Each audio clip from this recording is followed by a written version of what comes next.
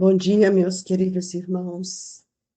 Que a paz de Jesus mais uma vez nos agasalhe, trazendo os nossos pensamentos, os melhores propósitos, para que nos fortaleça, que nos encoraja, cada dia mais.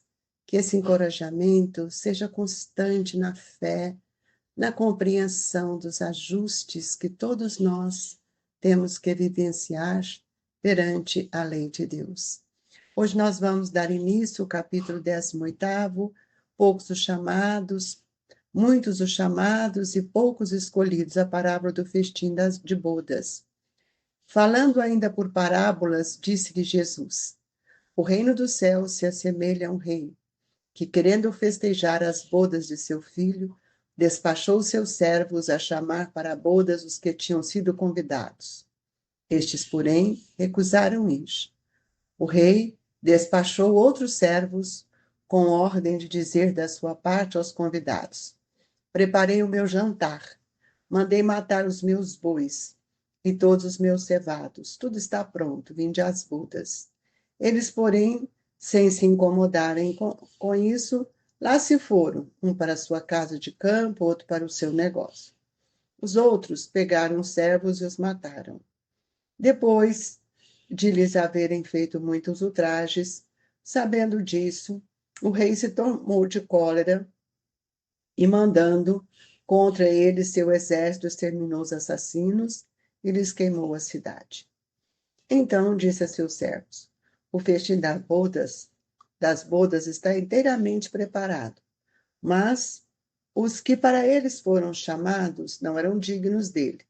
E depois as encruzilhadas, e chamai para bodas todos quanto encontrardes.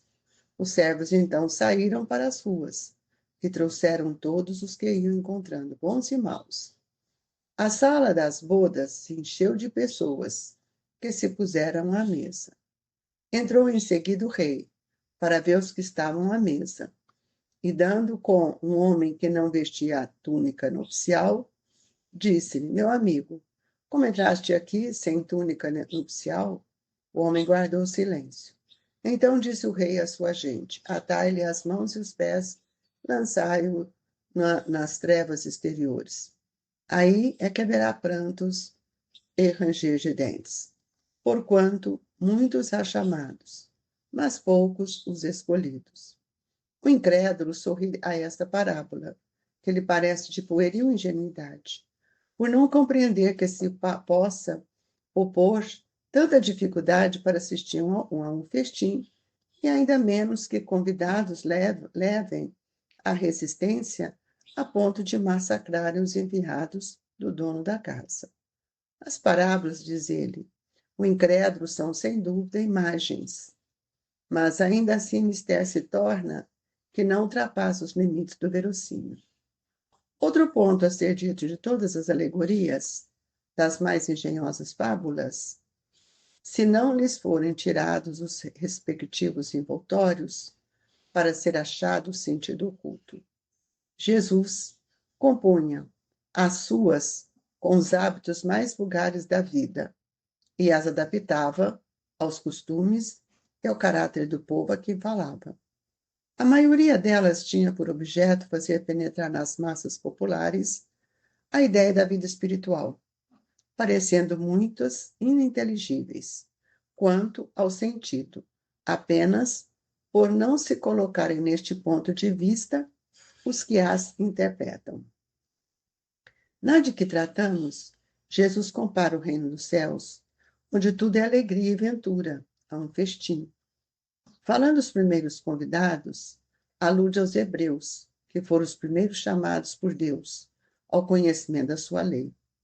Os enviados do rei são os profetas, que os vinham exortar a seguir a trilha da verdadeira felicidade. Suas palavras, porém, quase não eram escutadas. Suas advertências eram desprezadas. Muitos foram mesmo massacrados, como os servos da parábola. Os convidados que se excusam, pretextando terem de ir cuidar de seus campos e de seus negócios, simbolizam as pessoas mundanas, que, absorvida pelas coisas terrenas, se conservam indiferente às coisas celestes. Em crença comum aos judeus de então, que a nação deles ainda de alcançar supremacia sobre todas as outras. Deus, com efeito, não prometera a Abraão que sua posteridade cobriria toda a terra, mas, como sempre, atendendo-se à forma sem atentarem ao fundo. Eles acreditavam tratar-se de uma dominação efetiva e material. Nós vamos convidar a todos a elevar os nossos pensamentos até Jesus, para que nós possamos compreender a grandeza do Evangelho em nossa vida, as lições que devem ser compreendidas na sua essência, no seu fundo moral, para que possamos refletir e nos colocarmos dentro delas. Que a misericórdia e a brandura destes amigos queridos possa envolver todos os nossos amigos que se encontram nos seus lares, com todos os nossos familiares. E assim, Jesus, estendendo as nossas vibrações aos enfermos que se encontram nos hospitais, nas clínicas de recuperação, nos asilos, nos orfanatos, em todos os lugares onde houver a dor, que a sua presença magnânima alcance a todos os corações. Que assim seja, Jesus. Amigos, Jesus utilizava das parábolas, que era um processo didático que ele tinha para sensibilizar aquelas pessoas que se encontravam juntos ali naquele instante em que ele também iniciava o seu grande trabalho, em que nós vamos perceber a grandeza dos ensinamentos de Jesus, sem que eles viessem, de forma alguma, ferir a sensibilidade daqueles nossos irmãos. Então, nós entendemos que o Cristo, trazendo como seu compromisso maior de nos trazer a verdade, nos trazer essa luz que é o Evangelho, como governador da terra, ele usa de estratégias divinas justamente por reconhecer que cada um está de acordo com a sua condição espiritual. A parábola aqui trazida, que é a parábola que nos mostra como é que nós poderíamos entender o reino dos céus, hoje nós temos uma outra visão. Nós já estamos com um certo olhar, mais de maturidade para a questão do espírito. Assim creio eu, apesar de que muitos de nós ainda permanecemos com esse pensamento que muitas vezes nos traz muitas dificuldades justamente pelo nosso materialismo. Então, hoje, nós gostaríamos que todos refletissem conosco a respeito da grandeza dos ensinamentos de Jesus, que ficavam muito entre linhas, convidando-nos a refletir no que seja essa passagem que Jesus nos traz por meio dessa parábola, para que possamos compreender o que nós temos feito para implantar o reino de Deus em nós. Mateus sempre narra como o reino dos céus, mas nós já sabemos que a parábola vai narrar um festim, e ele manda convidar as pessoas, tudo pronto, aqueles não vieram. Enfim, somos nós, amigos, o festim que nós estamos vivendo, o festim das bodas, é a nossa reencarnação, encontrando com tantos espíritos que no passado já caminhamos, já tivemos mais próximos dele. Então, quando ele fala o festim das bodas está inteiramente preparado, nós precisamos saber que Deus tem nos ofertado esse festim em tempos. E o Evangelho nos mostra a presença primeiro dos profetas. Por que que ele trouxe os profetas? Para que os profetas pudessem anunciar. E até antes dos profetas, nós vamos ver que sempre tivemos aqueles que compartilharam desse banquete de luz, que quando nós vamos ver na descrição do Evangelho, que está pautado aí no Novo Testamento, nós vamos ver que os judeus foram aqueles que precisavam alcançar a supremacia de todos os outros povos de acordo com aquilo que eles acreditavam devido à imagem de figura muito forte que era Abraão, e foi aquele que veio para sensibilizar aquele povo por um primeiro momento. Compreenderam a lição? Talvez não. Mas antes da vinda de Jesus, nós tivemos também os profetas que sensibilizaram, que trouxeram essa quiescência para que nós pudéssemos participar desse festim que o Cristo veio nos proporcionar. Nós encontramos aí também com Moisés, que trouxe, que recebeu a lei divina, o decálogo, por uma mediunidade extraordinária, modificando já o olhar de todos aqueles que estavam com ele. E os hebreus foram os primeiros a praticar publicamente o monoteísmo. Então é por isso que a eles Deus transmite a sua mensagem pela mediunidade de Moisés. E aí nós vamos ver que o decálogo é a lei que está na minha consciência e que eu preciso compreender. E depois de Moisés, nós vamos ver que nós passamos a primeiro momento de Abraão, depois aqueles que foram os profetas, e não demos muito valor, não atendemos. Então, nós estamos convencidos de que ainda nos achamos de assim longa distância do convívio com esses espíritos que hoje também têm nos chamado para a fé viva. Hoje, nós somos convidados, pela doutrina espírita, a manter um pensamento de que todos nós que já passamos por esses banquetes, esses festins, e quando o Lário fala que nós não tinha um que não tinha a veste nupcial, nós olhamos ainda pelas questões externas, porque a veste que nós estamos falando, que a doutrina nos fala, é a grandeza da vestimenta perispiritual, da redenção de nossos erros. E aí nós vamos ver que antes da vinda do Cristo, os hebreus, como todos os povos, eles eram idólatras, mas eram também politeístas.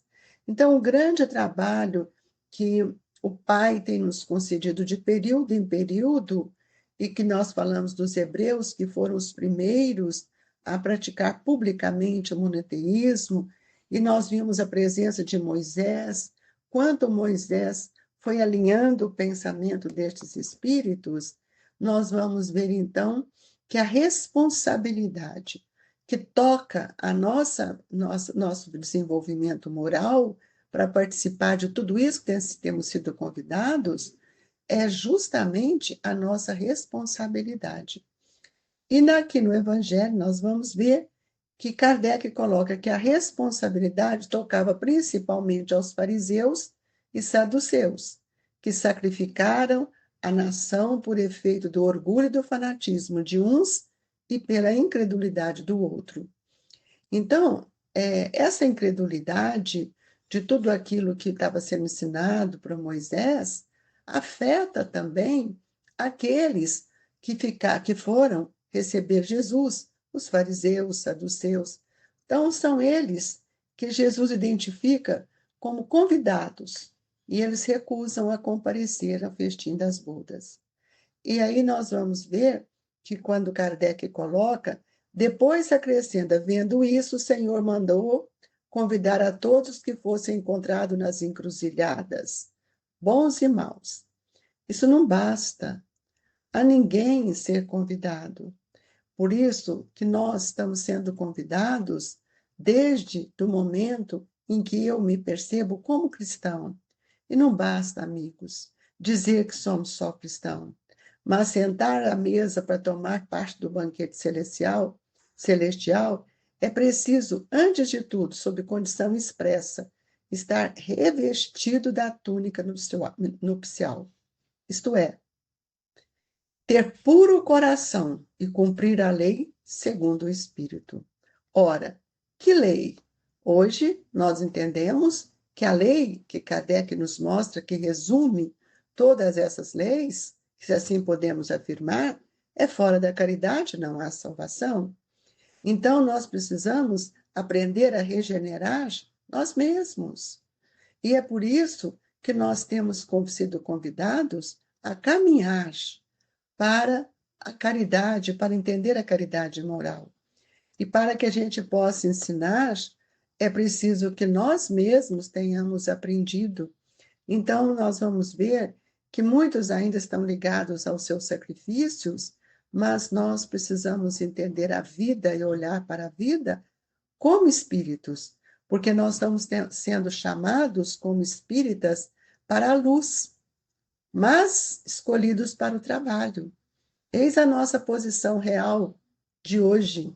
Então, se quisermos aceitar a escolha com que fomos distinguidos pelos os espíritos, os eleitos do Senhor, ou aqueles que são escolhidos, estejamos certos, queridos irmãos, que no amanhã nós, se fizermos tudo aquilo que a doutrina espírita tem nos indicado, ensinado de forma tão honrosa, nós talvez compreendamos que no amanhã comungaremos com esses espíritos superiores por muito termos recebido e muito temos que oferecer. Então, que sejamos esses instrumentos, que a gente não perca a oportunidade, mas que sejamos felizes diante de tudo isso que Deus tem nos ofertado e o que o planejamento reencarnatório nos possibilitou.